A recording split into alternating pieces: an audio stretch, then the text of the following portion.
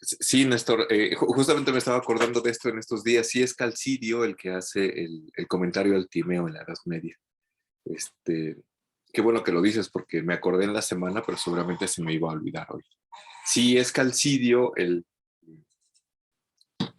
quien hace este comentario que es muy famoso sobre el Timeo en la Edad Media y que además es una de las pocas fuentes en las que uno podía revisar el Timeo, ¿no? Entonces, si uno leía a Platón, pues en realidad básicamente lo que hacía era leer a Calcidio, ¿no? Porque pues, no había de otra.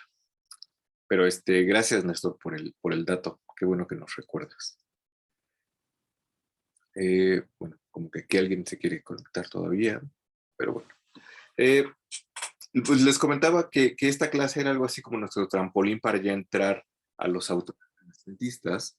Ahorita vamos a ver por qué quería tratar esto, que tiene que ver un poco como con cuestiones metodológicas, ¿no? Les dejé esta lectura de Carlos Mínguez que se llama En torno al Renacimiento, porque les había anticipado la vez pasada que pues ya, ¿no? Tenemos como un tema guía que es la imagen del mundo, tenemos como un conjunto de autores a los que nos vamos a ir metiendo, eh, pero hacía como falta hacer una pequeña delimitación en torno al Renacimiento, que es como el periodo histórico, ¿no? Eh, porque el Renacimiento es particularmente complicado como de encasillar como en ciertas delimitaciones, ya sea temporales, históricas, etcétera, ¿no? Y entonces, una de las cosas que les había comentado, voy a poner mis notas por acá, si no. Una de las cosas que les había comentado desde la primera clase es que cuando nosotros tenemos un acercamiento a algo, a un periodo histórico, a algo que nos interese, usualmente siempre tenemos una especie de marco teórico por donde nos asomamos, ¿no? Y que a su vez tiene una carga teórica, para decirlo en términos de filosofía de la ciencia, ¿no? Una carga teórica que nos hace ver ciertas cosas y nos hace dejar de ver otras cosas, ¿no? Y esta carga teórica o este marco nunca es objetivo, ¿no? Siempre está cargado, valga la redundancia, ¿no? Nunca es neutro, siempre tiene como un punto hacia el cual se inclina y que evidentemente nos hace ver de nuevo, ¿no? Ciertas cosas y dejar de ver otras. Justamente eso es lo que pasa con el Renacimiento y eso es lo que problematiza Carlos Mínguez en la lectura, ¿no? ¿Qué cosa es el Renacimiento? Pues no es como tan fácil decirlo, porque pues hay muchos factores como en juego, ¿no? Normalmente tenemos, bueno, vamos a partir de esta delimitación un tanto simplista que nos haría ver el Renacimiento como este periodo eh, que sucede entre los siglos XV y XVI y que tiene lugar geográficamente más o menos en Italia, ¿no? Que es un buen punto de partida, pero ahorita vamos a ver que es algo problemático, ¿no?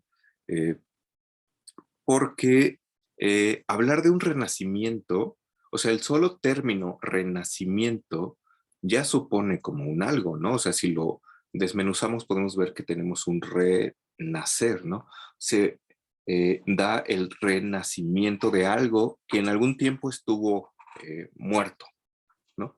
Y justamente lo que dice Mínguez, eh, y esto es algo que, como les decía en los videos, que seguramente nos enseñaron en la secundaria, tenemos como grandes periodos de tiempo, ¿no? Como un periodo de la antigüedad que es como más o menos, eh, pues todo el mundo lo acepta. Tenemos luego un periodo intermedio, que eso también ya habla como de cierta visión y cierta imagen del mundo, que evidentemente es la Edad Media. Y después tenemos otro gran periodo que no es el Renacimiento, sino es la Edad Moderna, ¿no? Y no sé, que durará hasta la Revolución Francesa, la Revolución Industrial, y después ya tendremos la época contemporánea. Lo que dice Mínguez un poco es que eh, si apelamos como a esta división de las épocas entre antigüedad, edad media, modernidad, el Renacimiento parecería así como un periodo que está ahí entre pues, la Edad Media y la Edad Moderna, ¿no? No es propiamente un periodo grande y un bloque grande que se ve completamente en Occidente, sino es, hay como un movimiento cultural extraño, porque además se da en esta zona geográfica específica que es Italia, ¿no? Por supuesto habrá autores que dicen que no y que podrán cuestionar todas estas cosas, pero es un periodo ahí como, como raro, ¿no? Entonces, eh, hablar de un renacimiento, como les digo, supone que renace algo, ¿no? Y renace algo luego de estar muerto. Y precisamente si tenemos una división tripartita en donde tenemos antigüedad, edad media y modernidad, eh, y se considera, por supuesto, que la antigüedad es gloriosa y los griegos son lo máximo y todas estas cosas que, por supuesto, tienen como un matiz muy alemán de esta cosa de recuperación de los clásicos, pues evidentemente se considerará que el inter o el periodo que está ahí entre nosotros y esa antigüedad gloriosa, pues es un periodo oscuro, ¿no? Que es la Edad Media. Y entonces eso eh, ya habla como de una imagen del mundo y de hecho ya tiene una carga teórica bien fuerte, ¿no? Porque, pues evidentemente se lleva entre las patas a la Edad Media y hace que históricamente, historiográficamente se considere como una época de oscuridad y de tinieblas, etcétera, ¿no?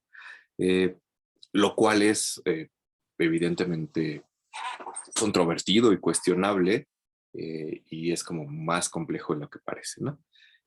Tenemos como el Renacimiento así muy rápido, estas caracterizaciones que dicen que es como un renacer, ¿no?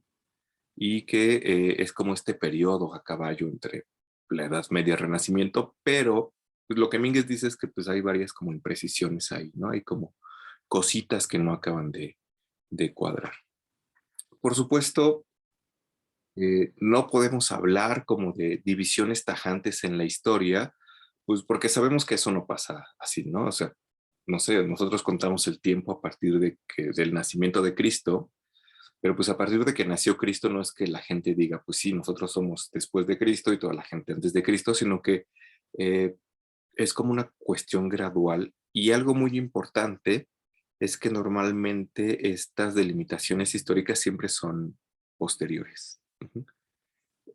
Hay un gran o un par de grandes acontecimientos históricos que marcan el inicio y el término de la Edad Media y que nos importarán, ahorita lo comentaremos, y que son justamente la caída del Imperio Romano de Occidente en 476, cuando pues, los bárbaros invaden Roma y pues, ya no hay Imperio Romano como tal, y eso marca el inicio de la Edad Media, que por supuesto, de nuevo, es como difuso, ¿no? Porque no es que es como estos memes que decían, en 1987 se inventó el reggaetón, ¿no?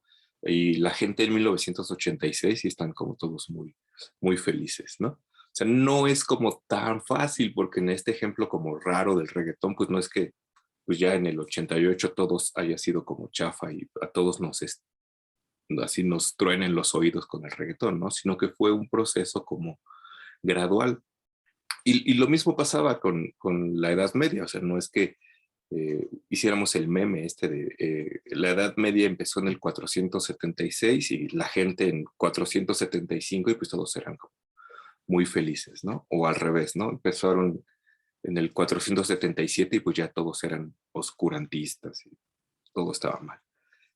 Pues no, o sea, todo pasaba más bien de manera gradual, o sea, hasta que se va como asimilando todo esto.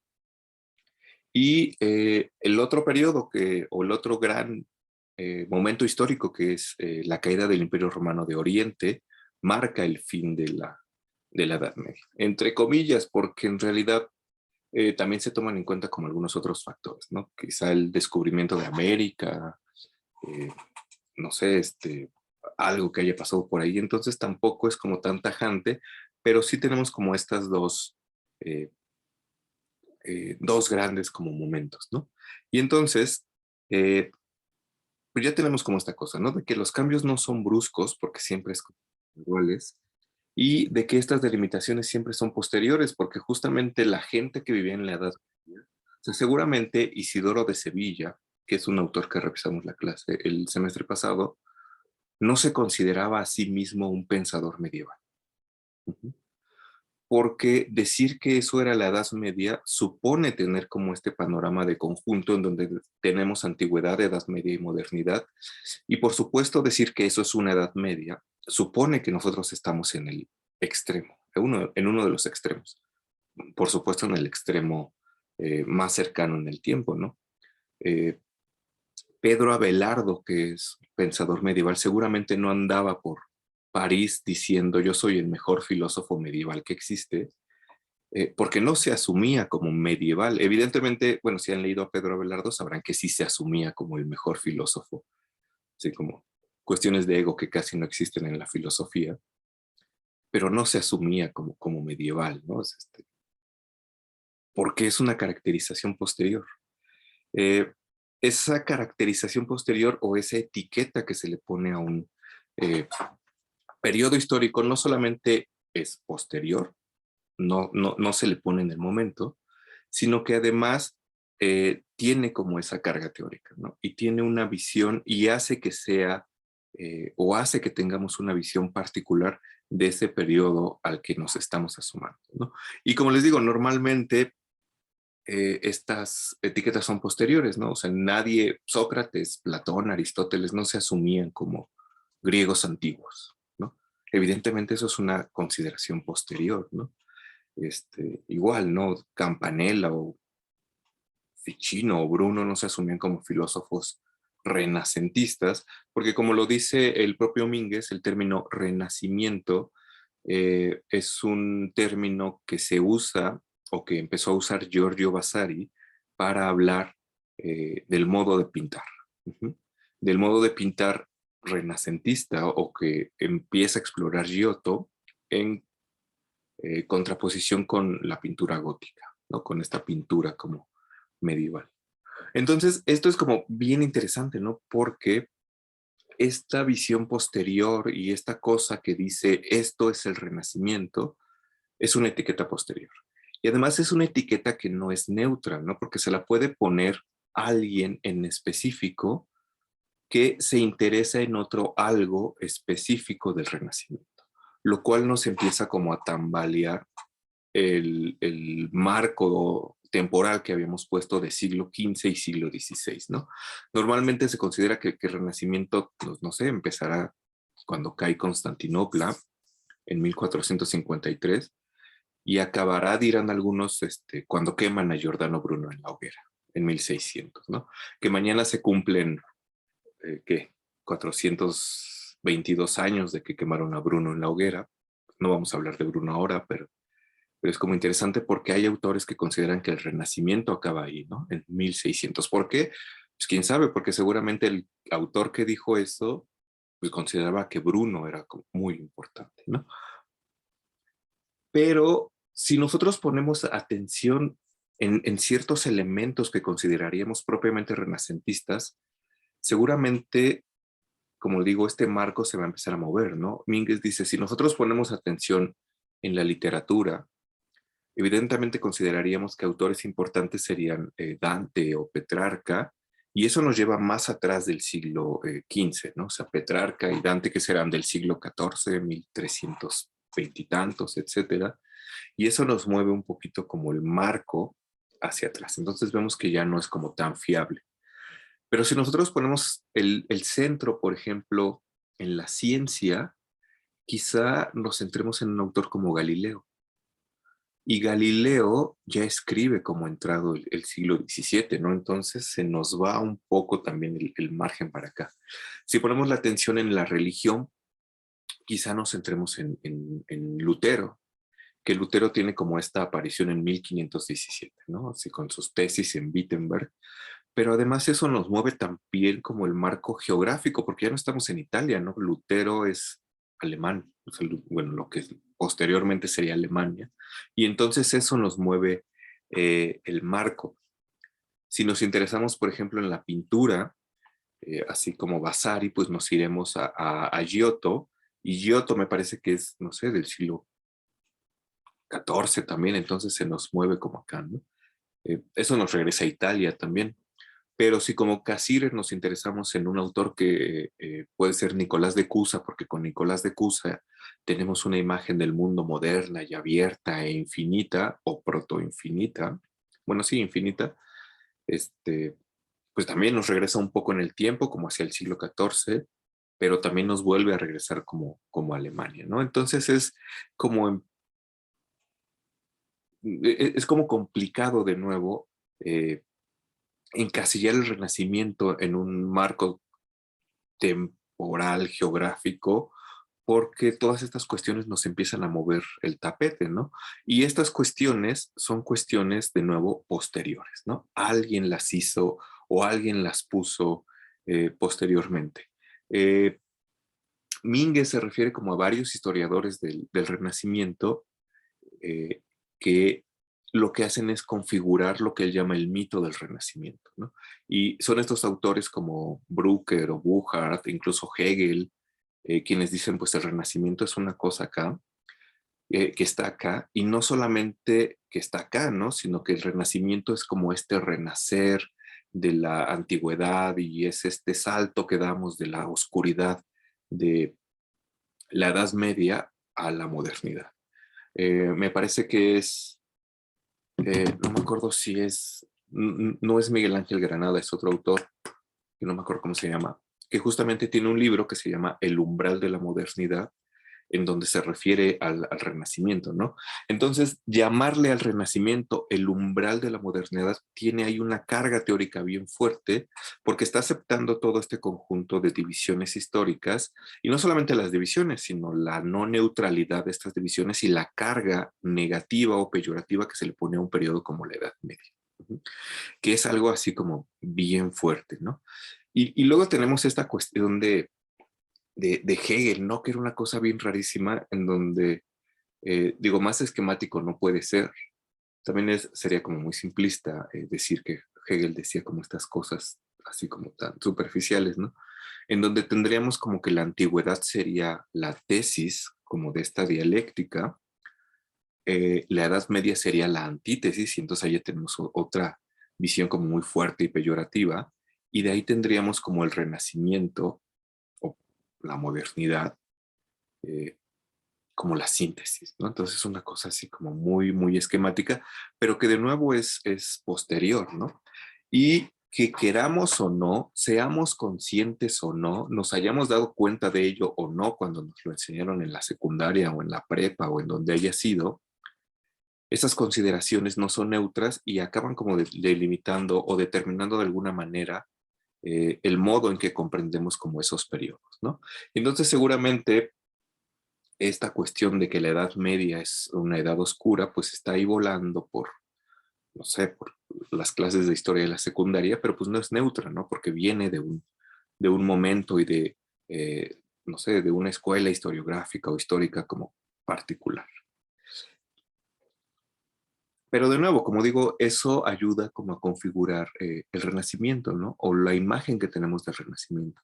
Y quizá por eso tenemos una mejor imagen del Renacimiento que de la Edad Media, ¿no? Aun cuando en la Edad Media haya cosas asombrosas y maravillosas como, no sé, la creación de las universidades, la construcción de las catedrales, las matemáticas de Fibonacci y todos estos desarrollos que pues ahí están, ¿no? Y no son en nada oscuros, sino provienen de un ambiente como de oscurantismo y todo está muy feo. Pero bueno, hay otro elemento y esto es como bien interesante que determina también la manera en la que vemos el Renacimiento y que tiene que ver con dos movimientos históricos o políticos, quizá tan insospechados como el Risorgimento italiano de finales del siglo XIX y el fascismo italiano del siglo XX. Porque, bueno, ya tenemos como este núcleo más o menos determinado donde el Renacimiento se da en Italia. Y bueno, yo no sé si sepan ustedes, pero o sea, sobre todo en Europa, ¿no? Como esta cosa de la constitución de los países, pues no es tan sencilla como podría parecer, ¿no? Para nosotros México existe desde no sé, hace 200 años, ujú, y ha variado relativamente poco, ¿no? Bueno, salvo porque después ya Texas no era parte de México y pues, toda esta pérdida de territorios, pero pues no es que haya, bueno, sí, salvo que con la excepción de la península de Yucatán, que al principio era como un país aparte y luego ya no, etcétera, pues no ha habido como muchos movimientos, ¿no? Pero los países como en Europa sí han tenido como esta configuración extraña, de manera que Italia como tal, pues no existía hace 2 siglos, ¿no? Entonces empezó a existir y a unificarse y a ser como un país tal cual hace un siglo y un cachito, ¿no? Entonces justamente el Risorgimento italiano lo que hacía era eh, eso, ¿no? Una unificación italiana, y esta unificación italiana también tenía como una parte ideológica, rescatar como estas grandes figuras históricas italianas. Y entre ellos tenemos muchos pintores, filósofos, o sea, todos estos, o sea, ahí se empieza como a configurar o a enriquecer como este mito del renacimiento del que habla Mínguez, que tiene que ver con Buchart, y se empieza como a alimentar, ¿no? Y entonces eh, se empiezan como a recuperar ciertas figuras que quizás hasta antes de ese momento no estaban como tan focalizadas, pues como lo eran Maquiavelo, Bruno, Leonardo, y eso se potencializa o también se sigue haciendo en este periodo como del fascismo italiano, ¿no? Con Mussolini y estos personajes en donde se siguen recuperando estos autores. Hay otra lectura que no les dejé, que es de Patricia Castelli, que se llama La estética del Renacimiento, en donde dice que justamente a partir de eso, eh, pues los autores como Leonardo y estos aparecen en la televisión, bueno, no en los 30, en los 40, 50, etcétera, y a partir de eso se empiezan a hacer estatuas de algunos de estos autores y se empiezan a poner como en las plazas públicas, porque es algo así como recuperar esta grandiosidad que tuvo Italia en algún momento y que evidentemente está apoyada por estos regímenes fascistas, ¿no?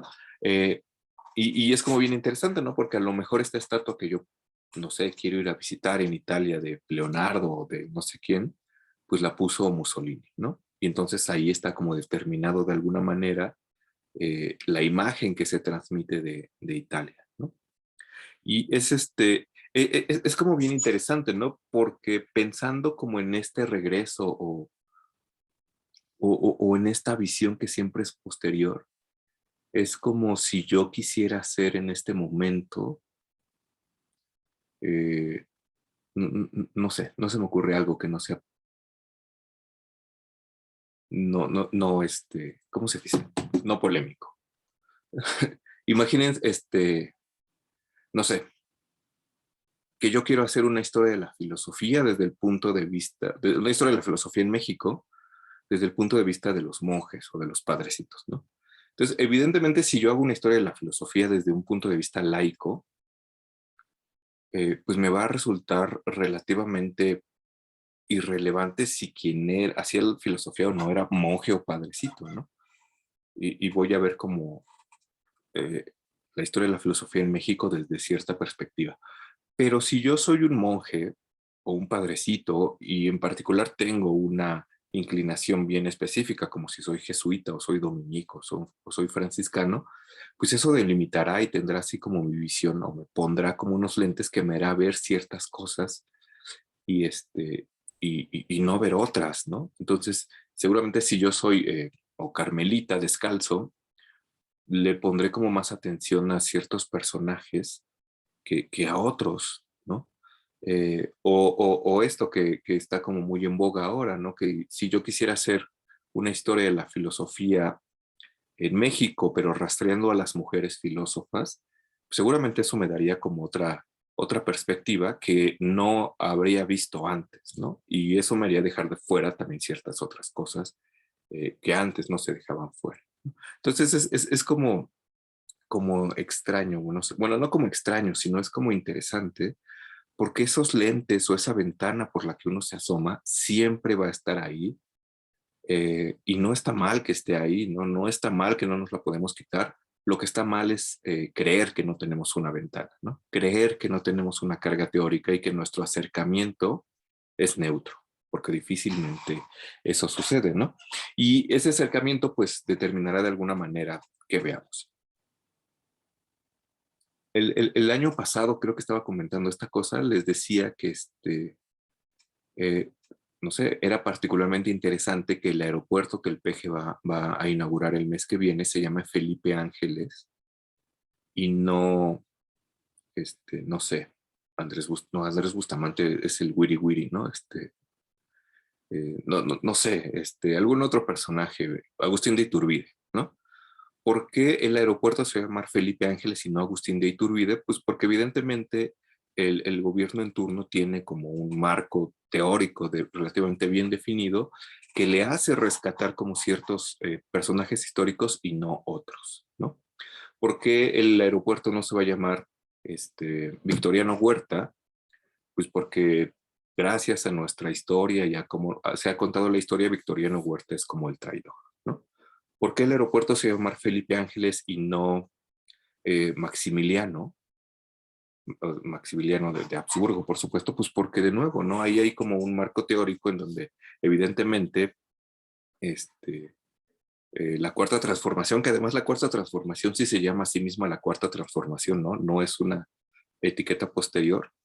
Pero bueno, regresando, la cuarta transformación, pues evidentemente prefiere como hacerle justicia a un personaje como Felipe Ángeles que a Maximiliano, ¿no? Que además está mal visto porque peleó contra Juárez y etcétera. Entonces ahí hay como una imagen del mundo, una imagen de la historia, un marco teórico que determina ciertas otras cosas, ¿no?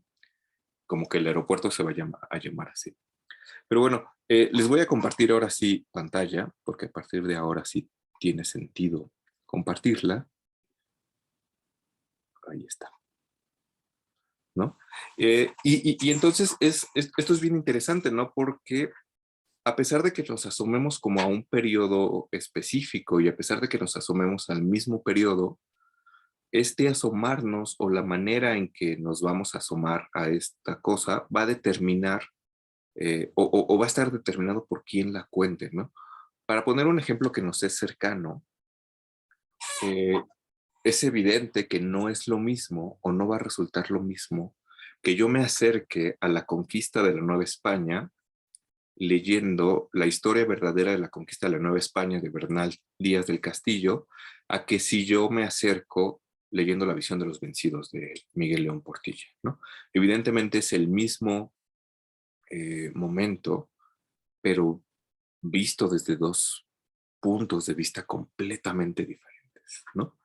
Eh, pero aquí hay una cosa que es como bien interesante y que es bien, y que puede llegar a ser bien peligrosa y sobre la que vamos a hablar cuando hablemos de no sé, la fantasía en Bruno. Y es que nosotros podemos darnos cuenta de que aquí hay como una contraposición entre estas dos visiones porque tenemos un punto de contraste. Uh-huh. Si nosotros no tuviéramos ningún punto de contraste, la interpretación que tiene cada uno de estos textos sería para nosotros algo así como la verdad, si solamente tuviéramos ese punto de conocimiento. Bueno, aquí Orlando dice, para unos nos trajeron civilización y para otros invadieron y el hecho parece ser el mismo. Claro, o sea, eh, ahí están como estas dos grandes posturas, ¿no? Yo me acuerdo que mi maestra de primaria, cuando nos hablaba de la conquista, decía, pues es que los españoles vinieron como a civilizar y a decirle a los indígenas que hicieran esto y esto, pero pues evidentemente eso, yo no sé si mi maestra tenía como conciencia de eso, pero pues eso ahí tenía una carga teórica bien fuerte, ¿no? Uno no le puede decir eso a los indigenistas ahora porque eso sería, o sea, no, o sea, más bien ellos vinieron y no sé, nos destruyeron nuestra cultura y etcétera. Entonces es una cosa como bien compleja, ¿no? Ajá, el nos, o sea, decir, ellos vinieron y nos quitaron nuestra eh, eh, cultura, ya tiene también como esta carga, ¿no? O sea, yo no dije y les quitaron como si considerara que, no sé, hayan sido como otras personas. Eso es como bien interesante, ¿no? Y Y bueno, esto se puede polarizar así como muchísimo y uno podría pelearse. Es como ahora que el PG tiene como esta cosa rara de pausar las relaciones con España y que se disculpen por la conquista, pues evidentemente esto está visto desde aquí y desde un punto de vista, no sé, quizá por decir algo políticamente incorrecto, es como un punto de vista muy chairo, pero si uno se pone a ver cómo lo ven los españoles, pues es como completamente distinto, ¿no? Es como una cosa que sucedió en su historia y que a lo mejor en un momento fue muy importante para ellos y ya, pero son como dos cosas completamente distintas. Y el punto peligroso aquí es que si, por ejemplo, yo fuera un, no sé, estudiante todo meco ahí de CCH o de la secundaria, y lo único que yo hubiera leído o lo único a lo que yo tuviera acceso es a uno u a otro de estos libros, pues mi imagen de ese periodo estaría como determinada por ese momento, ¿no? Hay un texto de Rafael Aguayo Spencer, me parece, que se llama, bueno, lo tengo por ahí, Siluetas Mexicanas, eh, no, Siluetas Michoacanas. Y cuando yo lo compré, dije, voy a comprarlo para ver qué dice de Michoacán. Pero lo que dice Spencer, que ya después me di cuenta de que tenía como una postura más bien como hispana, es que decía, pues es que todas estas culturas indígenas adoraban al diablo y vinieron los españoles a quitarles el diablo. Entonces ahí está de nuevo como una carga teórica, ¿no? Si yo ingenuamente hubiera creído que realmente así es eso, eh, pues hubiera tenido como esa imagen, ¿no? Entonces es como complicado, ¿no? Porque como ya dijeron ahí, hay como muchas cargas de decir el nos, el nuestro, nos trajeron, somos nosotros, son ellos, que difícilmente uno se puede quitar, ¿no? Y de nuevo, lo malo no es que estén ahí, lo malo es creer que no están. Pero bueno, entonces, bueno, este era como un ejemplo, ¿no? Que nos era como muy cercano. Eh, Cuando nos acercamos al Renacimiento, pues vamos a tener como esta ventana. Y esto es como bien interesante porque yo no sé, bueno, no sé si hayan tomado algunas otras clases de Renacimiento, supongo que habrán tomado Historia de la Filosofía 4, pero no sé con quién la habrán tomado, pero se habrán dado cuenta, si han tomado con alguien más, que a pesar de que nos acercamos al mismo periodo, podemos tener eh, visiones diferentes. Yo les decía, no va a ser lo mismo quizá tomar esta clase o una clase sobre el Renacimiento con Ernesto Preani o con Alejandro Flores o con Rogelio Laguna o con José Manuel Redondo o con Laura Benítez, eh, pues porque cada quien tiene como una visión distinta, ¿no? Y unos intereses distintos que además dependen del propio interés personal como del profesor. Lo que vamos a ver en este curso son más bien como autores de corte platónico, etcétera, pero pues habrá como muchas otras visiones, ¿no? Todo esto era para decir que el Renacimiento es un periodo como confuso y difuso y que como lo veamos depende como de este marco teórico, ¿no? Entonces, pues tenemos esta cosa de que el Renacimiento enmarcado como en este periodo histórico que es siglo XV, siglo XVI en Italia, pues es medio difuso, en realidad no funciona tan bien porque pues hay cosas que se salen de ese marco, pero también es como cierto que al final es relativamente cómodo quedarse con ese marco, ¿no? Siempre siendo conscientes, por supuesto, de que es un marco difuso. Bueno, dicho esto, también hay que decir que no todo es difuso en este periodo. Hay como al menos dos cosas que me interesa destacar que sí son medianamente objetivas y que están ahí y que las podemos ver claramente y que son, por un lado, esta recuperación del pasado, que sí es algo que está ahí. Ahora vamos a ver un par de ejemplos.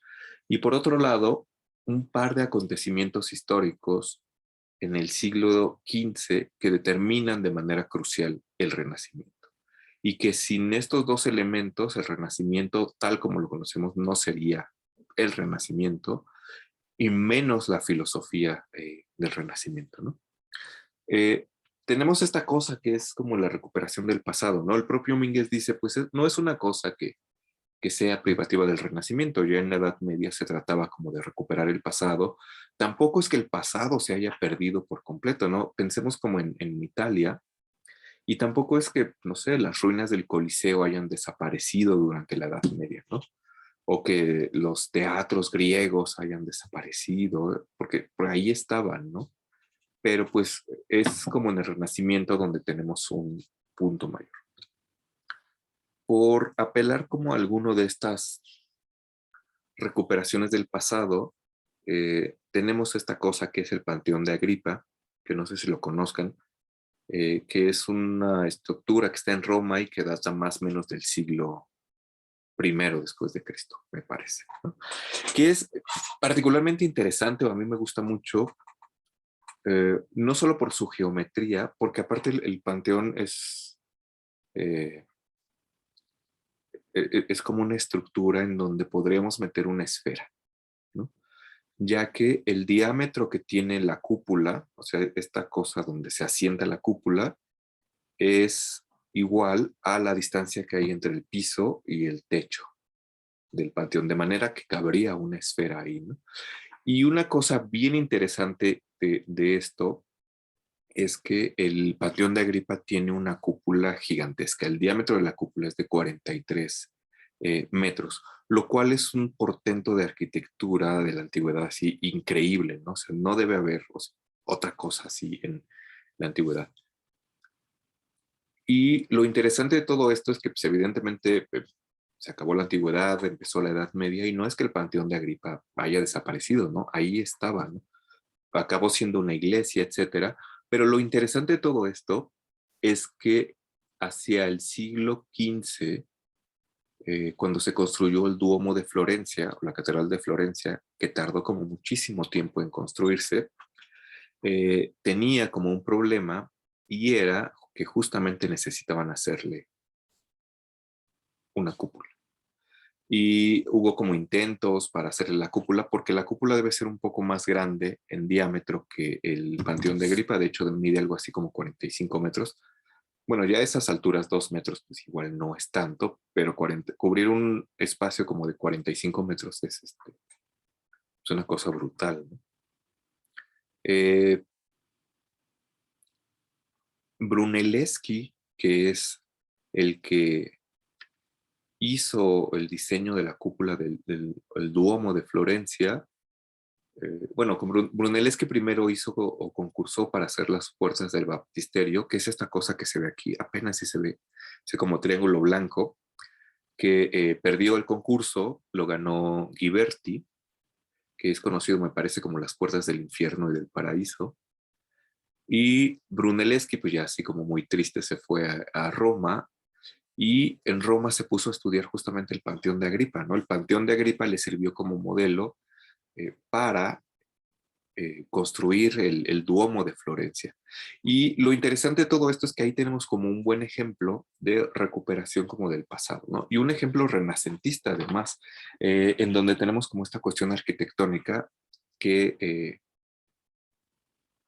o cuya recuperación vamos a ver ahorita en otro ejemplo, ¿no? Lo interesante de todo esto además es que nadie sabe cómo se hizo el Duomo de Florencia porque Brunelleschi no dejó notas, de manera que sigue siendo como, o sea, no solamente el Panteón de Agripa, sino ahora el Duomo de Florencia es así como uno de estos grandes portentos de la arquitectura.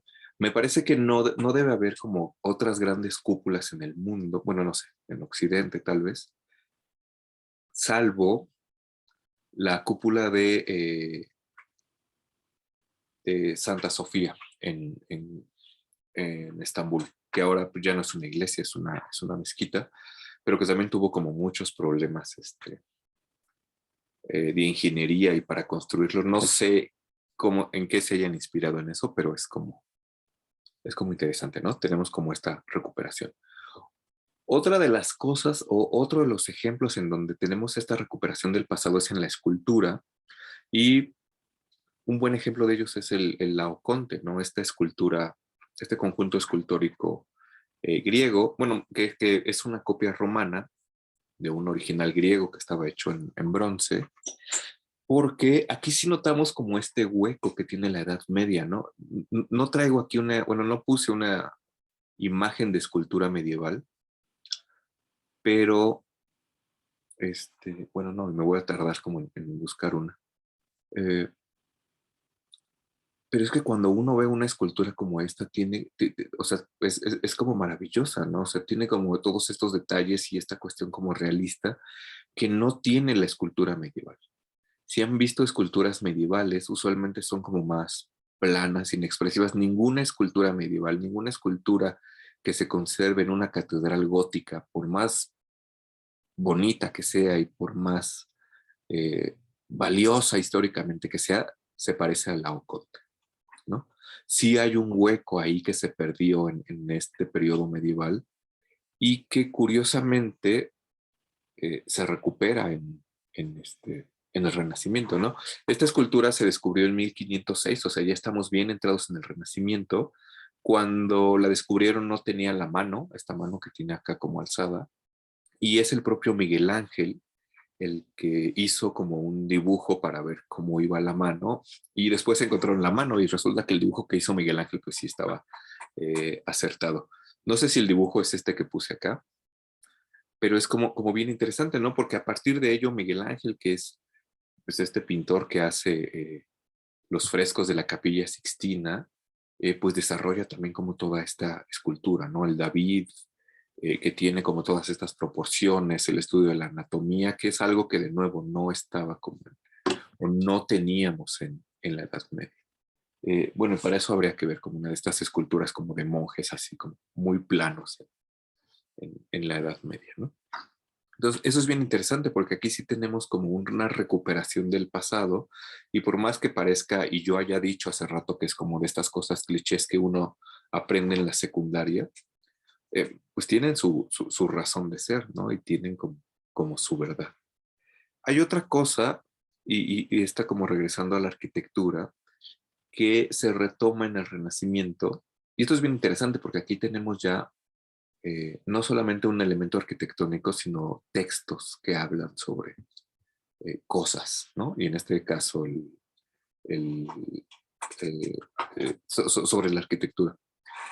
Hay varios textos que estuvieron perdidos, así como el corpus platónico y el corpus hermético y los textos de Cicerón que estuvieron perdidos durante la Edad Media, y uno de ellos fue el de arquitectura de Vitruvio.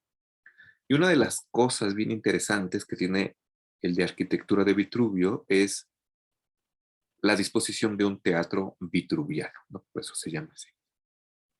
Que es una disposición que viene como de estos teatros griegos, o sea, en la Acrópolis, en Atenas, Grecia, en el costado como del cerro hay un teatro que tiene más o menos como esta disposición, ¿no? Que es un semicírculo, o sea, la disposición es como particularmente simple, porque es eso, un semicírculo, un círculo partido a la mitad. Que más bien diríamos que es como un cono partido a la mitad. Es algo así como la plaza de toros, las plazas de toros partidos a la mitad, y en la otra mitad estaría el escenario, ¿no? Eh, no es que se haya recuperado como tal la construcción de estos teatros en el Renacimiento, pero me interesaba destacar esto porque uno de los autores que vamos a ver y que es bien interesante, que a mí me gusta mucho, es Giulio Camillo, que él tiene una cosa que se llama el Teatro de la Memoria, que es este que está aquí, ¿no? Este cafecín que está aquí arriba, y que está basado justamente en un teatro vitruviano. Ujú. Seguramente Camilo conocía estos textos los libros de arquitectura de Vitruvio y tiene razones, no solamente arquitectónicas, para utilizar este teatro vitruviano como su modelo de la memoria, sino también cosmológicas, ¿no? Que ya veremos como en su momento y que tienen que ver con esta cosa que les digo, que es un círculo partido a la mitad. Eh, y por supuesto tenemos ya con eso la recuperación como de ciertos textos. Hablamos del texto de Cicerón que estuvo perdido durante la Edad Media y que pues, regresó posteriormente al Renacimiento, pero también hubo algunos otros autores como el propio Platón, Quintiliano, no, bueno, Aristóteles regresó como antes, que no se conocían en la Edad Media, o sea, literalmente sí hubo un hueco de oscuridad ahí y renacieron o reemergieron en el Renacimiento. Y esto es bien interesante porque entre estos textos están textos que influyeron de manera definitiva en cómo es la filosofía del Renacimiento y particularmente en un autor en específico que es Marsilio Ficino, ¿no? Que es, como les decía, el autor que vamos a ver la clase que viene, y esto nos conecta con el otro punto que me interesó destacar, ¿no? El primer punto es esta recuperación de la antigüedad, que por supuesto podremos pasarnos todo el semestre hablando de estos ejemplos de recuperación. Aquí nada más mencionamos un par de ellos. Y el otro eran estos dos momentos históricos bien fuertes, ¿no? Que uno es o tiene que ver con el concilio de Ferrara y Florencia que tuvo lugar entre 1431, 1439, cuarenta y tantos. Y otro es la caída del Imperio Romano de Oriente, ¿no? Que como había dicho al principio, es como esta otra marca que nos delimita la Edad Media. Normalmente se considera que la Edad Media termina con ese momento, ¿no? Pero para eso pues necesitamos hacer un pequeño recorrido histórico, casi de secundaria, para, para ver esto. No sé si hasta acá hay alguna pregunta, algo que quede por ahí volando.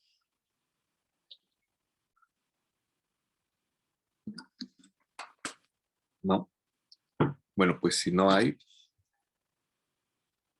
seguimos. Bueno, Néstor dice, digo, Miguel dice que no. Eh, bueno, tendríamos que hacer como un pequeño recorrido. Esta es como clase de historia de la secundaria, ¿no? Así como que regresamos a nuestras clases de historia y geografía. Seguramente todo el mundo sabe que hubo un imperio romano y que en algún momento llegó a ser como tan grande y poderoso que ocupaba como toda esta extensión, ¿no? Este es un mapa del siglo, bueno, de cómo era el imperio romano en el siglo II, en su máxima extensión, ¿no? Entonces era gigantesco. Se ocupaba, llegaba hasta lo que ahora es el Reino Unido, la parte norte de África, evidentemente todo lo que era lo que ahora es Palestina, Israel, Siria, etcétera, y un poquito más allá. De manera que administrativamente era como muy difícil o muy complicado como controlarlo, ¿no? De manera que en algún momento pues tuvo que partirse en dos. Y esa partición en dos tuvo lugar más o menos en el siglo IV, y entonces ya no tenemos o ya no teníamos una sola capital, que aquí sería Roma, sino que tendremos como esta división, ¿no? Tendremos como dos capitales o dos grandes ciudades que evidentemente una seguiría siendo Roma, como del lado occidental, y del otro lado tendríamos lo que antes era Bizancio, que en honor a Constantino, que es el que la establece, pues se va a llamar Constantinopla, ¿no? Entonces tenemos como estos dos, ¿cómo decirlo? Como como estas dos caras del imperio, ¿no? Como estas dos partes del imperio. Cuando decimos que cae el imperio romano de Occidente, perdón, en 476, pues lo que pasa es que esta zona amarillita, pues dejó de existir como tal, ¿no? O por lo menos como imperio romano. Pero el imperio romano de Oriente siguió vigente todavía muchísimos años. Otra cosa interesante es que, y esto tiene que ver con el concilio de Ferrara y Florencia, es que eh, el lado occidental, el lado romano, era latino y acabó siendo católico. O sea, el cristianismo acabó siendo como católico, y el lado oriental era griego y acabó siendo ortodoxo. Evidentemente, eh, ya estamos hablando como del momento en el que el cristianismo es la religión oficial del imperio, porque hasta antes del siglo IV, seguramente como todos saben, el cristianismo era una religión perseguida, ¿no? No fue hasta el 311 con el Edicto de Milán cuando los cristianos dejaron de ser perseguidos. Constantino ya es un emperador cristiano, y no es sino hasta el 380 con Teodosio cuando el cristianismo ya es adoptado como la religión oficial del imperio, ¿no? Eh, y esta división geográfica, política, nos genera una división también religiosa, porque como les digo, de un lado genera el cristianismo ortodoxo, que en realidad ellos se consideran a sí mismos como la iglesia,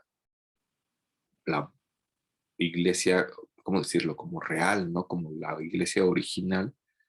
Y el cristianismo católico es algo así como uno de los hermanos, que ellos consideraban que además era el hermano mayor, porque Pedro había llegado a Roma y Pedro era como aquel al que Cristo le había dejado el mando de la iglesia, pero de repente pues el hermano mayor se adueñó como del mando y ahí hay como una ruptura, ¿no? Y esta ruptura se ve, bueno, aun cuando hay una ruptura y aun cuando eh, el obispo de Roma se considera a sí mismo como el papa y es como el obispo de Roma, eh, los ortodoxos lo consideraban como, o sea, lo aceptaban, ¿no? Era como el hermano mayor, pero no aceptaban que fuera el hermano como universal, que es lo que significa católico, ¿no? Se llevaban como más o menos bien, pero sí hay una ruptura, o sí hubo una ruptura hacia el siglo XI, que tiene que ver con cuestiones teológicas y unas cuestiones ahí del Espíritu Santo, como medio locochonas, que son más bien como discusiones medievales, pero es como bien interesante, ¿no? Porque ya tenemos esta ruptura geográfica, lingüística y religiosa que nos va a marcar como ciertas cosas. Evidentemente después tendremos una siguiente ruptura con el cristianismo que se dará justamente en el Renacimiento, en el siglo XVI, que se da con Lutero y ahí tendremos otro cisma que ya será como el cisma protestante y pues de ahí para adelante, ¿no? Y de ahí para que los testigos de Jehová toquen en nuestras casas los domingos.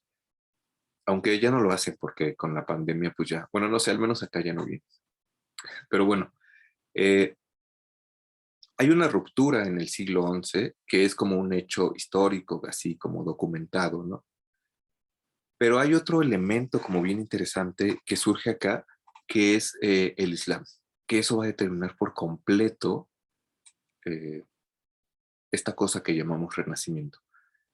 No sé si ustedes sepan, pero el Islam surge más o menos en 622, 623, cuando Mohammed hace esta peregrinación a la Meca.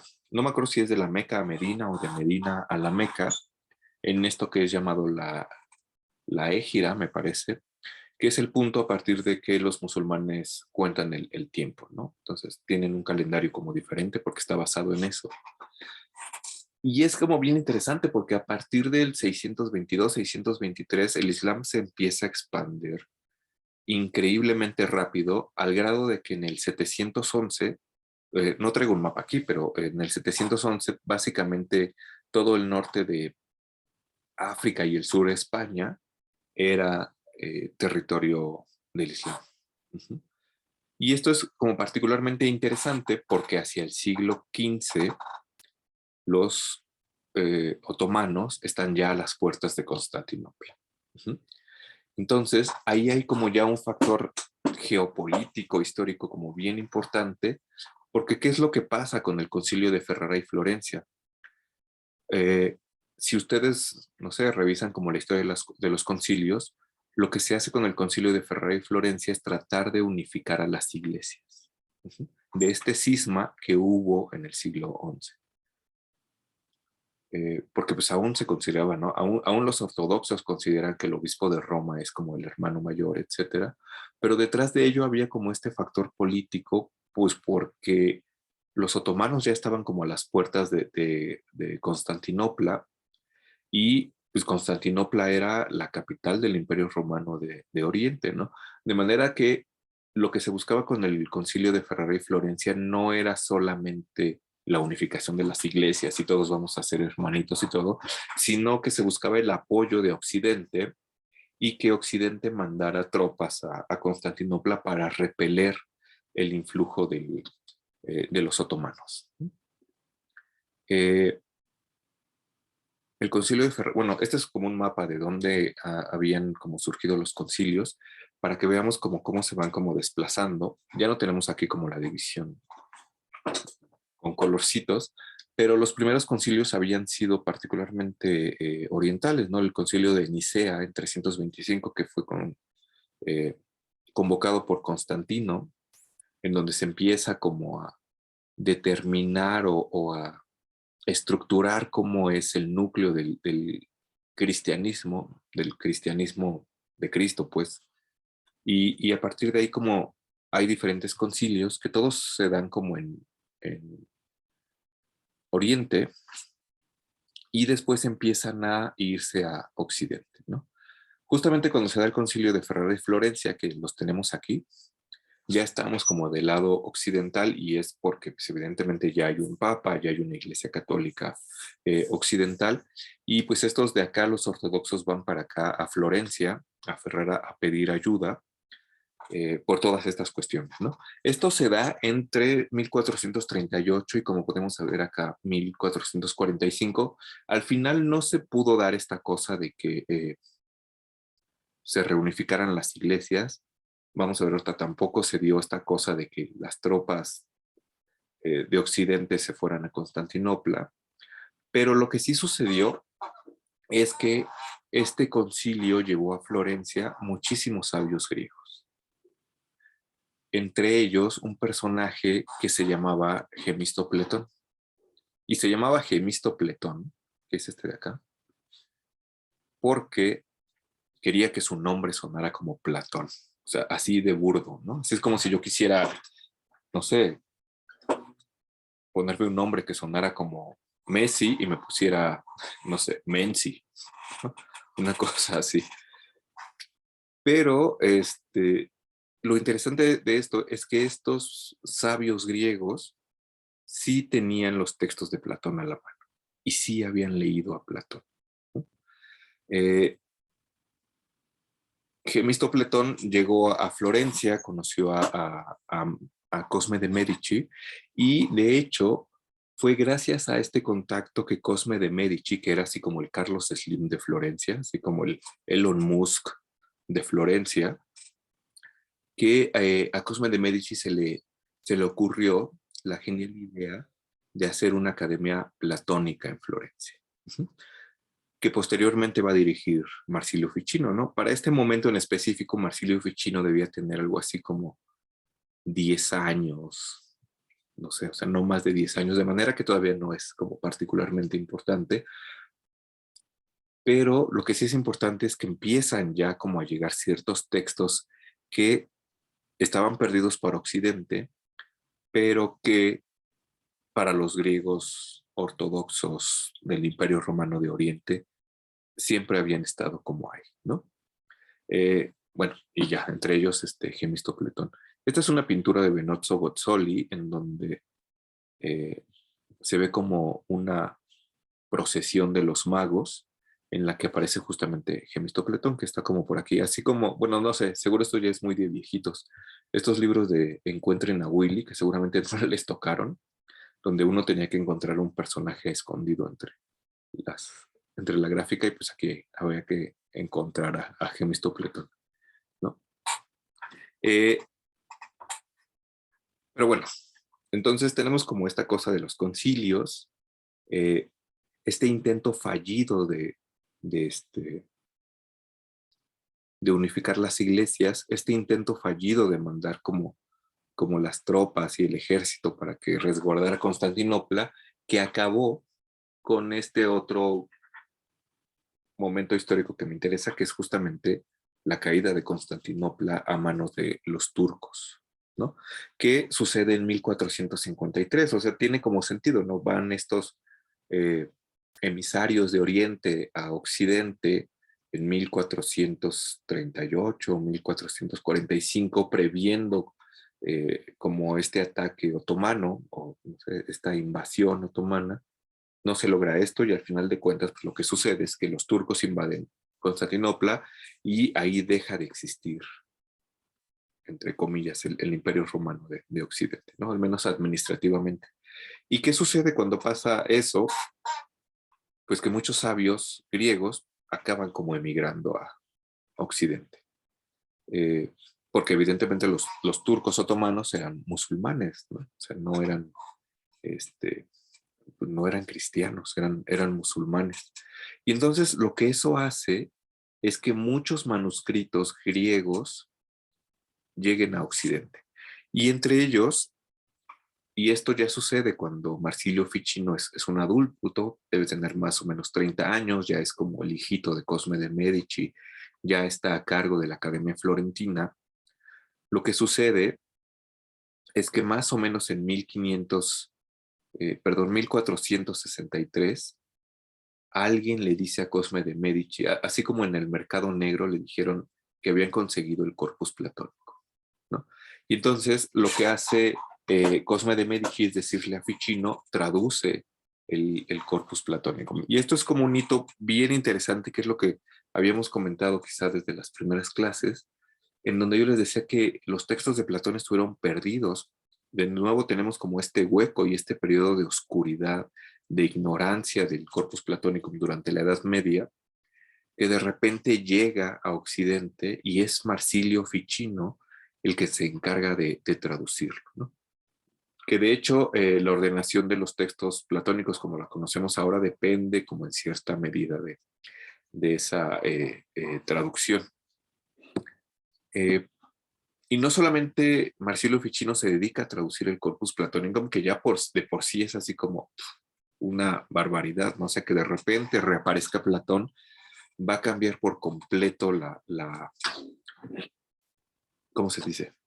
Como la fisionomía de la filosofía, ¿no? Así como la cara de la filosofía, al grado de que si eso no hubiera sucedido nunca y no sé, se hubieran quemado esos manuscritos en Oriente, pues quizá nosotros no conoceríamos de Platón lo que conocemos, ¿no? Quizá Ficino hubiera escrito otras cosas completamente diferentes, quizá Bruno hubiera escrito otras cosas diferentes, quizá este autor, que no me acuerdo quién era Dilthey, que decía que toda la filosofía de Occidente era una nota a pie de página de la filosofía de Era Whitehead. Whitehead, gracias. Este, les confundo ahí. Ajá.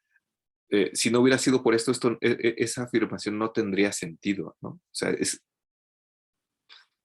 como todo un hito, es fundamental esta como reaparición. Y aparte de hacer las traducciones, lo que hacía Ficino era escribir comentarios a estas obras, ¿no? Que son como sus obras tempranas.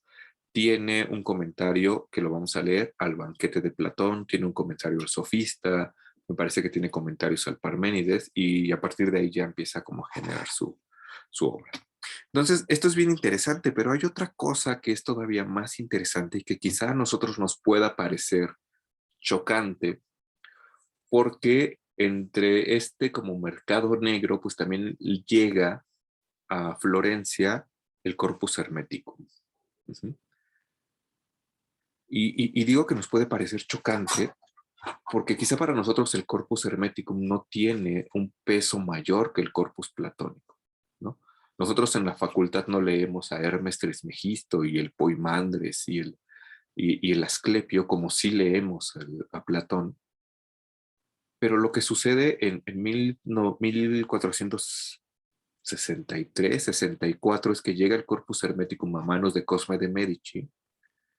Y Cosme de Medici le dice a Ficino, deja de traducir a Platón y tradúceme a Hermes, porque se creía que Hermes Trismegisto, que es el 3 veces grande, como su nombre lo dice, era la fuente primigenia de toda la sabiduría y la fuente de la cual habían bebido todos los autores posteriores.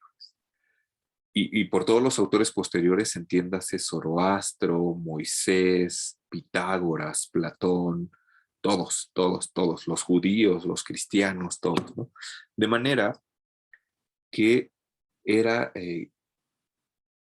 más importante Hermes Trismegistos que el propio Platón. De hecho, Ficino deja de traducir a Platón, se pone a traducir como loco a Hermes y lo logra traducir antes de que Cosme se muera porque pues Cosme lo que quería era leerlo antes de morirse, lo cual pasó en 1464, y pues ya, ¿no?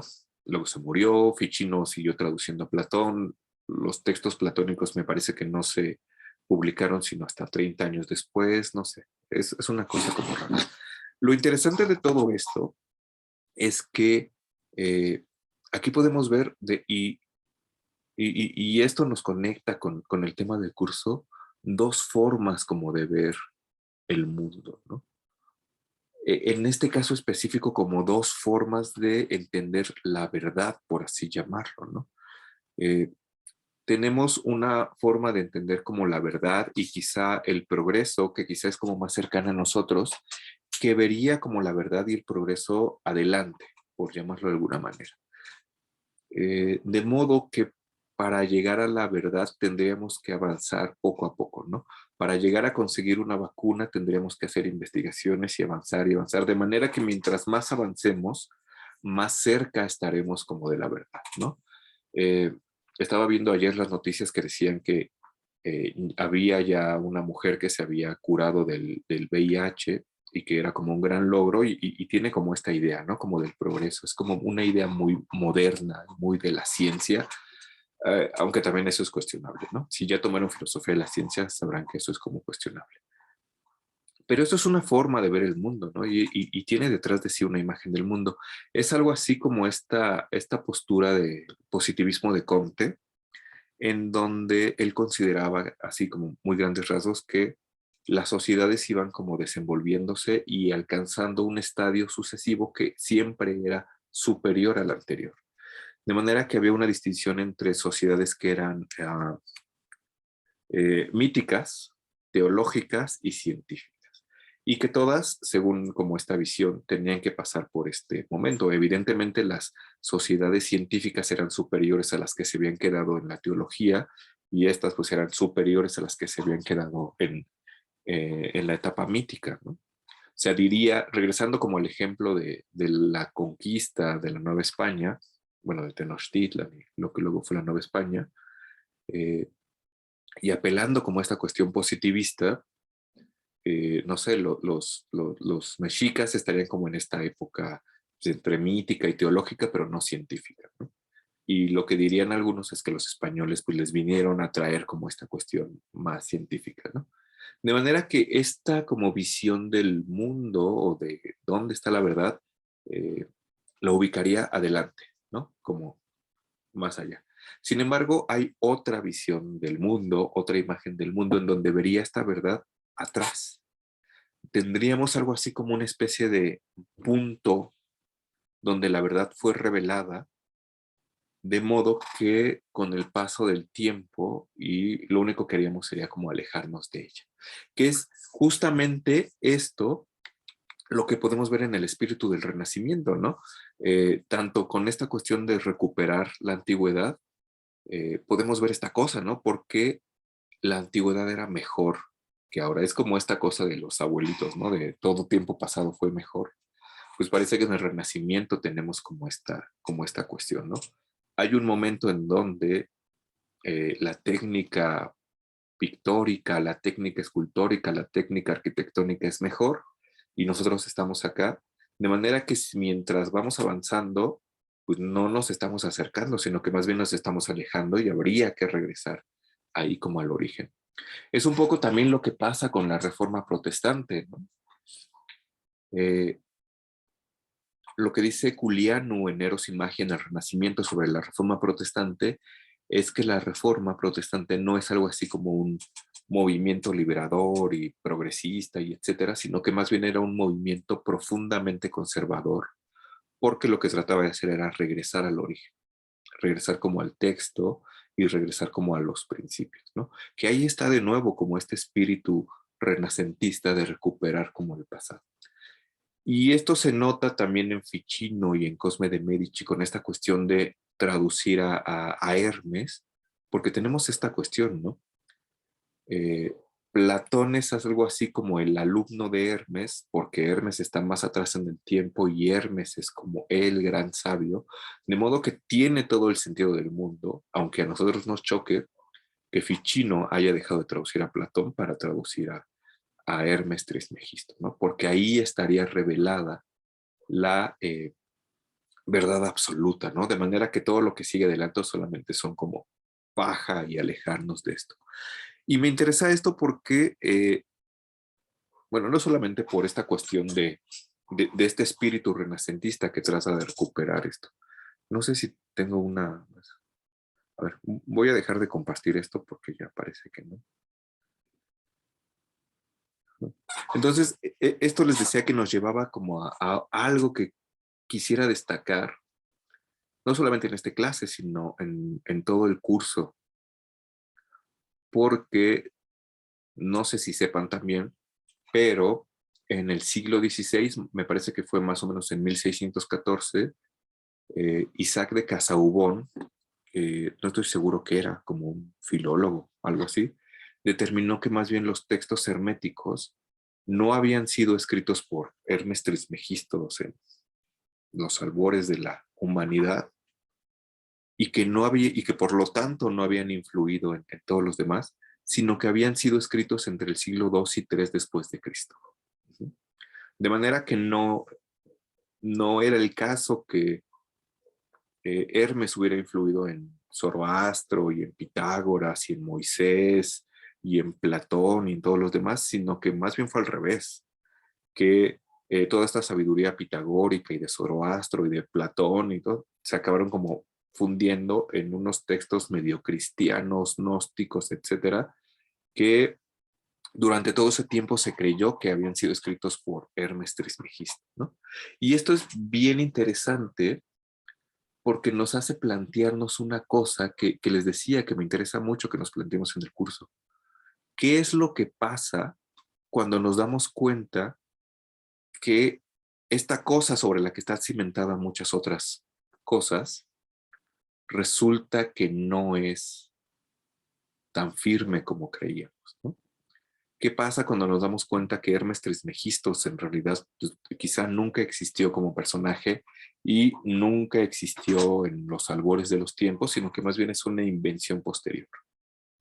De ahí se sigue que todo lo que está construido sobre ese edificio teórico debería desecharse y es inservible o no, o hay algo que pueda rescatarse de eso, ¿no? Evidentemente no es una pregunta que nos podamos contestar en este momento, y es una pregunta sobre la que iremos, eh, eh, no sé, retomando estas cuestiones conforme hablemos de la imagen del mundo, porque con la imagen del mundo vamos a tener como esta misma pregunta. Cada que explico esta cosa de Hermes Trismegisto y cómo resulta que Hermes no era Hermes, el super sabio de la antigüedad, bueno, sí era un super sabio seguramente, pero no como creíamos. Me acuerdo de este capítulo de Los Simpson. No sé si, bueno, no sé si les gustan Los Simpson. Tengo un compañero que es más o menos de mi edad que me dijo que ya los alumnos no ven Los Simpson porque eso es como de nuestra generación. Bueno, Orlando dice que sí. Bueno, supongo que eso es que sí, ¿no? Este, pero hay un capítulo de Los Simpson que tiene que ver con Jeremías Springfield, en donde Lisa, o sea, ya saben, ¿no? Que Jeremías Springfield, bueno, y si no lo saben, Jeremías Springfield era así como el héroe local de Los Simpson, y había sido como un superhéroe y había matado a un oso con sus propias manos y había fundado la ciudad, etcétera, ¿no? Hay un capítulo donde van a celebrar el día de Jeremías Springfield. Lisa se clava tanto estudiando a la figura histórica que se da cuenta que, bueno, sí había existido Jeremías Springfield, pero no era como un superhéroe, sino que más bien era un, como medio un pirata y que había tratado de matar al presidente y unas cosas así, de modo que el mito, o más bien se daba cuenta que la figura de Springfield era un mito. Lo duro o lo difícil de esto, o lo espinoso de todo esto, es que todo este como orgullo local de la ciudad se había construido sobre este mito. Y Lisa consideraba que era importante decirle al pueblo pues, que Jeremías Springfield pues más bien era como un borracho ahí loco, ¿no? Y tenemos ahí la misma pregunta, ¿no? Cabe la misma pregunta.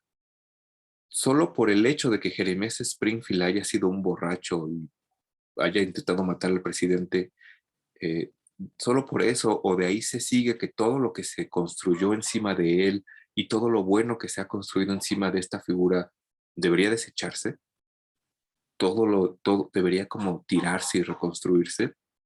En el capítulo de Los Simpson, lo que pasa es que Lisa decide que no va a revelar todo lo que encontró porque lo que hace es que ve que la gente eh, está como muy emocionada con eso. Entonces, para Lisa no vale la pena destruir todo o sí vale la pena rescatar ciertas cosas, de modo que aun cuando esté montado sobre algo falso, hay muchas cosas que sí vale la pena como destacar, ¿no? Que es algo con lo que nos vamos a encontrar, eh, eh, no sé, conforme avancemos con esta cuestión del cambio cosmológico que se da en el siglo XVI. Y bueno, ya para terminar y apelando de nuevo a esta cosa del cambio cosmológico, hacia el final del texto de Mínguez, sí, Ricardo, ¿quieres preguntar algo? Sí, quería decir una cosa. Lo que pasa es que, bueno, al respecto del corpus hermético, lo que tengo entendido es que justo el compendio de textos que se le atribuyen a Hermes, pues está datado más o menos como el siglo primero al siglo segundo después de Cristo. Ahora bien, eso no significa que como tal la figura Claro, como legendaria, mitológica, de Hermes Trismegisto, Hermes tres veces grande, no existiera y sí influyera por medio de una tradición oral a claro. toda esta serie de pensadores, ¿no? De Sí, hecho, hay claro. muchos autores que así lo apuntan, ¿no? Que esos textos como tal vez no los haya escrito él en específico, Ujú. eso completamente, ¿no? Pero que la figura tal vez pueda ser, no lo sé, como eso quería decir. Claro, es que es un tema bien espinoso, ¿no? Porque, o sea, justamente, eh, no me acuerdo quién era, si era Cicerón o alguien más, que decía que había como varios Hermes, ¿no? Y que luego esta figura como de Hermes se había fundido en una sola. Por supuesto, el hecho de que un personaje haya datado los textos como escritos en el siglo I, II, siglo III, no quiere decir que no haya habido una tradición oral como atrás, ¿no? Este, pero también es como complicado, o sea, es que imagínate en un personaje como un filólogo así como puro, rudo y de hueso colorado que diga, pues es que cuál es nuestro criterio para decir que sí existió como ese personaje, eh, o sea, como un criterio objetivo si no son como estos textos, ¿no? Y estos textos solo existen desde el siglo III. Entonces, es un problema, ¿no? Porque evidentemente, y como tú dices, del hecho de que estos textos estén datados en esta fecha, no se sigue que no haya existido como este personaje histórico, pero también es igualmente difícil, como tú mismo lo dijiste, sostener que existió como tal un personaje histórico, ¿no? Es, no sé, a lo mejor la figura de Cristo no es tan controvertida, pero hay quien sostiene que no, pues que no era un personaje histórico, entonces es como más complicado. ¿Querías decir algo, Orlando? Sí, profesor. Justo este tema tan polémico y tan espinoso es demasiado atractivo, entonces, porque justo con Cristo es esa pregunta, ¿no? De, bueno, y de pronto no existió y fue una puesta en escena de un gran escritor, pero digamos que si la viéramos todo ese suceso del nacimiento de Cristo hasta su crucifixión, como un cuento, una obra teatral o algo así, que la siguen hoy en Iztapalapa, pero este, como moralmente o el mensaje que trata de transmitir como pierde fuerza porque haya sido una puesta en escena, o sea, es como, Es que, claro, esa es la pregunta, ¿no? Esa es como la carnita. sí, es como Don Juan y Castaneda, ¿no? Muchos dicen que Don Juan realmente nunca existió, pero igual los libros, ¿no? La pulpa que tiene de como para aprender de la naturaleza humana, los libros de Castaneda está ahí. Sin Ujú. embargo, el problema de Don Juan o existió o no, pues también está. Y sin embargo, yo pienso que uno puede realmente aprender el mensaje independientemente de si el man existió o no. Claro, claro, claro. Pues es bien interesante, ¿no? Y creo que alcanzan a ver como la problemática que está ahí, ¿no? Porque del hecho eh, de que alguien haya datado y alguien haya dicho, pues este compa nunca existió, no se sigue necesariamente que lo que dicen que este compa dijo no sirve para nada, ¿no? O sea, ahí está, ¿no? O sea, pensando como en estas figuras míticas, quizás por llamarlo así, está también Pitágoras, ¿no?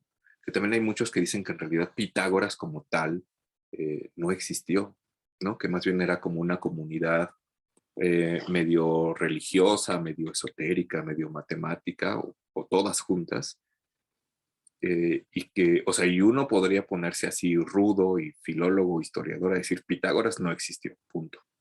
Pero de ahí no se sigue que el teorema de Pitágoras, que también van a decir que no es de Pitágoras porque es de los egipcios, de ahí no se sigue que no funcione, ¿no? De ahí no se sigue que todas las cuestiones pitagóricas dejen de tener vigencia. Entonces es una pregunta medio espinosa, ¿no? El caso de Hermes, o lo que Isaac de Casaubon determina en el siglo XVII, es que estos textos herméticos fueron escritos en el siglo I o II y que son tan dispares que no pueden provenir de un solo autor. ¿Sí? Eso nos mete de nuevo en el problema de quién sabe si Hermes realmente existió, pero nos deja también con este punto, ¿no? O sea, de ahí no se sigue necesariamente que lo que encontremos en el Corpus Hermeticum deje de tener vigencia o validez moral, ética, mística, etc. Entonces es un tema como espinoso, pero que está ahí como planteado problemáticamente, ¿no? Porque seguramente si nosotros nos pusiéramos así como muy cuadrados, diríamos, pues no, güey, o sea, este güey no existió, y pues no, o sea, todo lo que esté montado sobre el hermetismo no tiene sentido, ¿no? Porque no sé si han leído el Kybalión,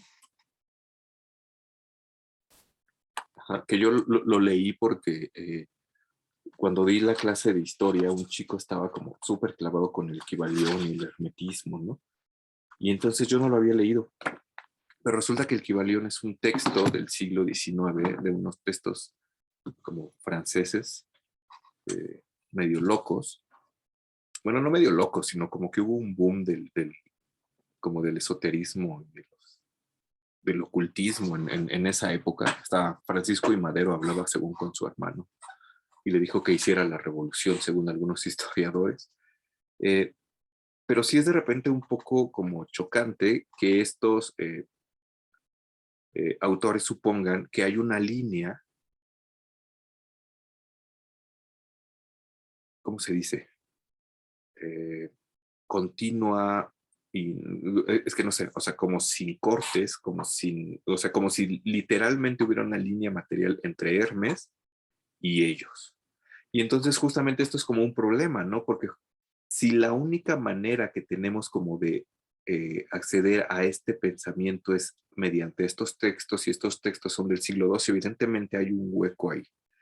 Y referirse como a todas estas tradiciones orales siempre es también un problema, porque yo puedo decir, la tradición oral dice eso, pero la tradición oral pues tampoco es una cosa etérea y ahí de las ideas como tal que se transmiten, ¿no? Entonces es un tema súper espinoso.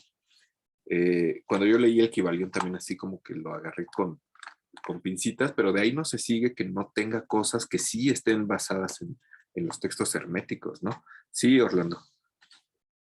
Gracias. Justo, por ejemplo, decir que no tendría valía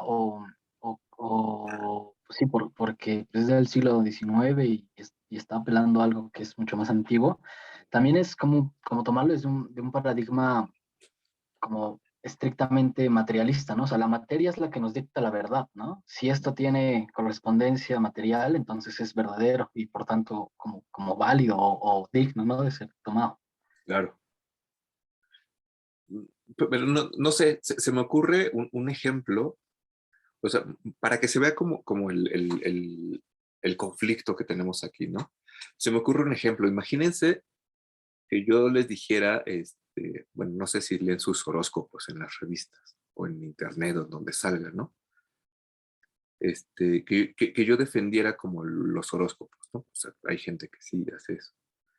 Y, bueno, no que yo, que alguien defendiera los horóscopos y que yo, por el solo hecho de que ya estamos en el siglo XXI y estamos como en la ciencia y todo, dijera que eso no tiene ningún sentido y que son chaquetas mentales, ¿no? Eh, y el caso como de los horóscopos y la astrología quizás es un poco más evidente aquí como este problema porque ha perdido, bueno, a manera, en su como forma superficial, ha perdido como toda esta carnita que a lo mejor sí tendrían textos como estos, ¿no? del hecho de que sean las señoras o las niñas de 15 años que lean los horóscopos y que hagan cosas superficiales y que crean que hoy se tienen que vestir de amarillo y decir que el número 4 es un número de la suerte, no se sigue que la astrología sea chafa y que no esté basada en cosas bien profundas, ¿no?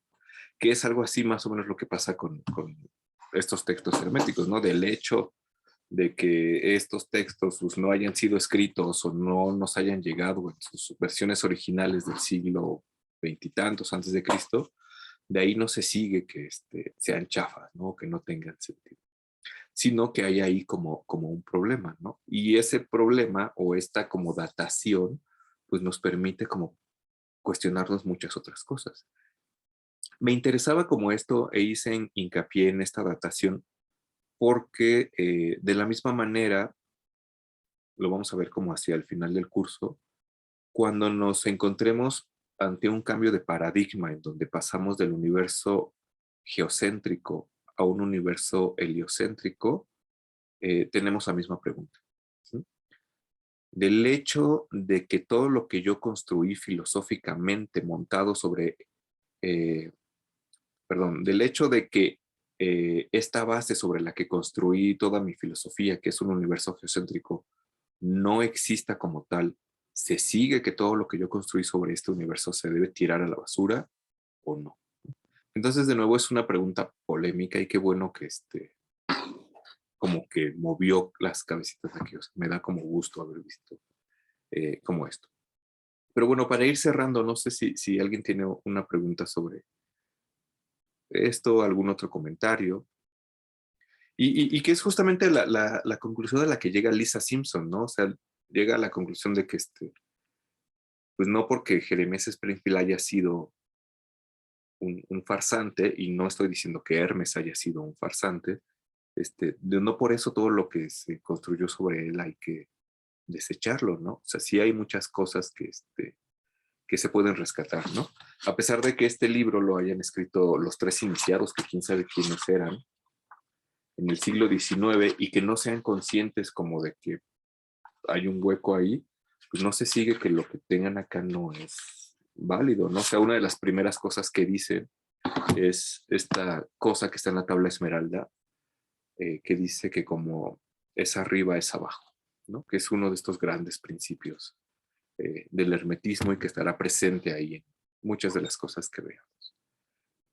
Pero bueno, no sé si sobre este cosa específico haya algo más que comentar, ¿no? Y si no, bueno, para ir cerrando nada más, ¿querías decir algo, Ricardo? No, todo bien. Es que como me apareció esta palomita, no me habían aparecido antes, pero ya para cerrar, ¿no? Y regresando un poco al texto de Mínguez, en donde lo que hacía era traer a colación dos textos que reflejaban de manera más o menos clara esta diferencia en las imágenes del mundo, ¿no? Mínguez dice, y esto es algo bien importante y es algo que me gustaría que mantuviéramos en mente, porque lo vamos a ver con Campanella y es un problema que está ahí muy presente, porque lo que dice Mínguez es que el Renacimiento es este momento en donde la imagen del mundo medieval empieza a cambiar y empieza a tambalearse, pero en la que todavía no se configura del todo la imagen moderna del mundo, ¿no? De manera que es un terreno fangoso y, como les digo, particularmente con Campanella lo vamos a notar. Mínguez trae a colación dos textos, uno de Dante, de El Paraíso, me parece, en donde dice aquel que creó todo y habla como del orden del universo, para decir que hay una imagen del mundo ahí bien clara que se diferencia, bueno, y que tiene como un creador y un orden bien específico y todo es bello, que se diferencia de una imagen del mundo moderna como la que podría tener Bertrand Russell, cuando dice que más bien todo lo que sucede en el universo se debe a choques azarosos de los átomos.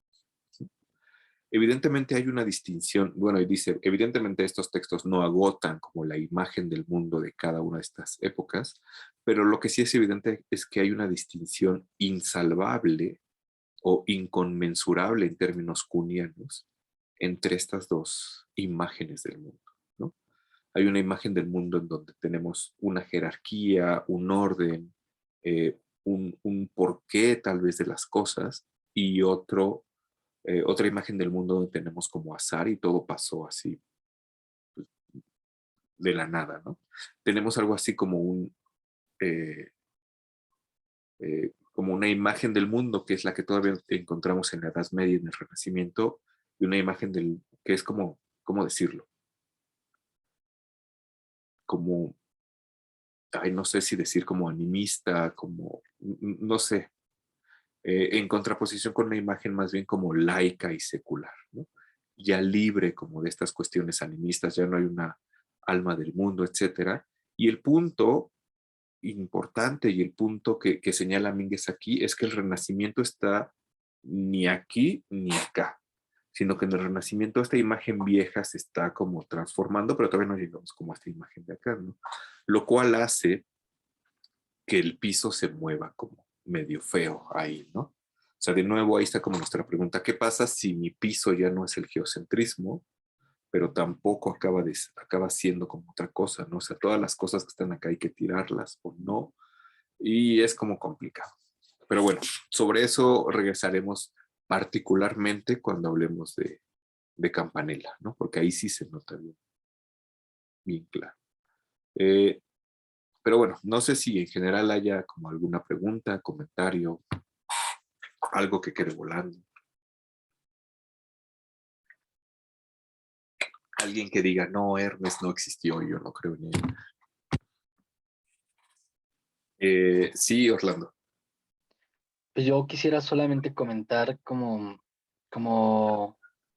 lo interesante que me parece la visión que tiene el observador del hecho o sí, digamos en este caso hecho que observa para la imagen que se crea de ese hecho y cómo esa imagen después transforma el hecho o cómo es que el hecho ni siquiera no está mirado puramente o como el hecho, como diría a veces Nietzsche, ¿no? Que el hecho no existe tal cual Claro. y que en cómo lo veas o las preconcepciones que tengas van a cambiar el hecho o la imagen del hecho. Entonces sí creo que es muy acertado, muy padre como ver y abordar o recordar esta situación, ¿no? Al momento como de acercarnos a las distintas imágenes del mundo que se han hecho. Claro, es lo que decía, ¿no? O sea, esta visión particular que cada uno tiene, no nos la podemos quitar, pero lo que sí podemos hacer es ser conscientes. Hay un texto de Hanson que está en una compilación de filosofía de la ciencia que hizo León Olivé y Ana Rosa Pérez Ranzanz, que se llama Observación. Y en ese texto, Hanson pone un ejemplo como bien básico, ¿no? Que aparte tiene que ver con el movimiento de los astros.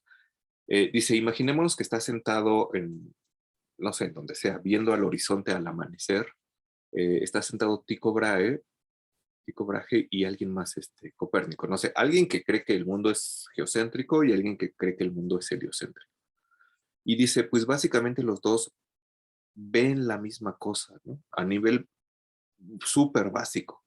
¿Qué ven? Pues ven un círculo redondo que va subiendo en el horizonte. Pero a un segundo nivel, que ya no es tan básico, cada quien ve cosas completamente diferentes. Aquel que cree que el universo es geocéntrico, lo que ve es que el Sol se está moviendo alrededor de la Tierra. Mientras que aquel que considera que el universo es heliocéntrico, lo que ve es que es la Tierra la que se está moviendo y eso hace que parezca que el Sol se está moviendo, ¿no? De manera que tanto hablar así como del hecho en sí y el hecho objetivo, pues resulta como bien complicado porque ese ver lo mismo o ese ver las cosas tal cual son, casi de anoúmeno, pues como que no existe, ¿no? O sea, casi siempre todo está determinado por esta carga teórica que te hace ver las cosas tal como las ves, ¿no? Y que si tuvieras otra carga teórica las verías completamente de otra manera. Y bueno, lo que quería como destacar acá de nuevo era como tener esta conciencia de que eso existe ahí. A ver si por ahí les escaneo el texto de Hanson y se los pongo por ahí o lo consigo, ¿no? Por ahí debe estar, está como interesante. Pero bueno, gracias, Orlando. No sé si hay algo más que decir. Sobre Hermes, por supuesto, regresaremos en algunos otros momentos, así que tendremos oportunidad de seguir sobre esto. Bueno, si no hay nada más, lo que vamos a hacer la siguiente clase es empezar a leer ahora sí a Marsilio Ficino en el de Amore. Uh-huh. Me voy a tomar un par de clases para comentar a Ficino porque pues hay bastantes cosas que comentar. Y bueno, les subiré en un ratito al Classroom, al Facebook, y ya les pondré ahí como qué cosa habrá que leer. Les compartiré igual algunos videos que ya tengo hechos por ahí sobre lo que habla Ficino en el de Amore y sobre lo que me interesa destacar, que básicamente es justamente el papel del amor, que parece como un tema neutro e inocente, pero detrás del cual hay toda una imagen del mundo bien definida, ¿no? Entonces vamos a ver eso la siguiente sesión. Y bueno, si no hay nada más, pues ya. Esto sería todo por ahora y nos veríamos el siguiente miércoles. Muchas gracias por haberse conectado por acá. Gracias, profe.